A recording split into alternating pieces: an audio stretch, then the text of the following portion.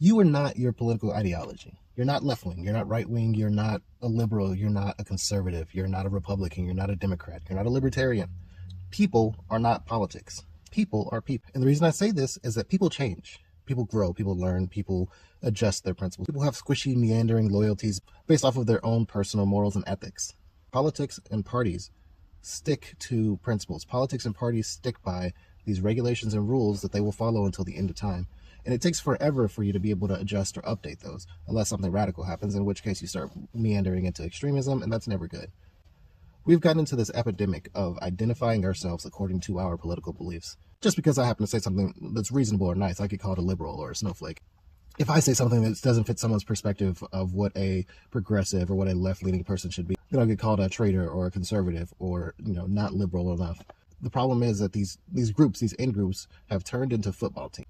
You're rooting for your football team to win, as opposed to looking for somebody that's going to push forward the ideology that meets your goal. What this ends up leading to is a lot of sacrifices and a lot of egg on our faces, right? We end up with people who are supporting someone because ostensibly it's going to get them more fiscal support in the future, but at the same time end up supporting a bunch of crazy wars in the Middle East.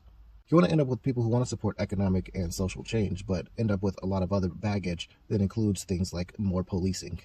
People have individual beliefs. Political parties do not.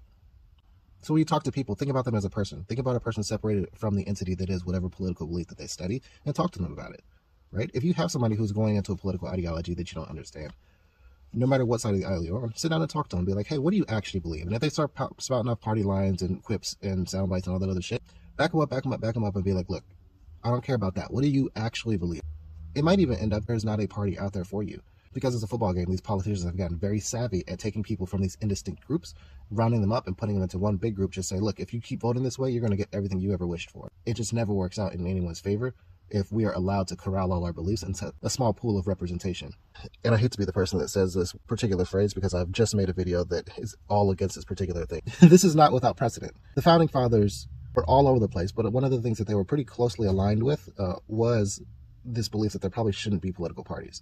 I'm not saying that they're right in everything that they did. I'm not even saying that they're right in any of the opinions that they wrote about why they didn't want political parties. I just think it's interesting and important to note that this whole fight with political parties started from not wanting them at all, and now it's gone down to, okay, well, at least let's have more than two.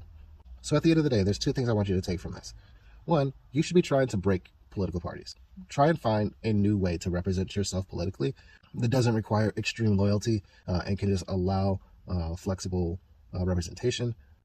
And the other thing is when you're talking to people, don't think about them as a political entity because they're not. They're a person. Think of them as an individual. And at the end of the day, remember, the real political party is the friends you made along the way.